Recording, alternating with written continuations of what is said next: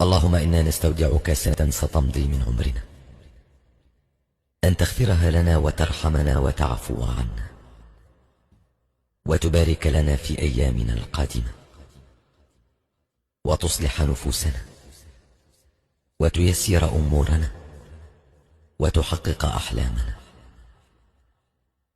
رب اكتب لنا في السنة القادمة فرحة تغير بها مجرى حياتنا للأفضل، لديننا ودنيانا، وأن تحفظ أولادنا وعائلاتنا وأصدقاءنا وأحباءنا، وتمتعنا بالصحة والعافية، وترزقنا الرضا والقناعة، وتشفينا وتعافينا، وتغفر لنا وترحمنا، وأنت أرحم الراحمين. ربنا وتقبل منا إنك أنت السميع العليم.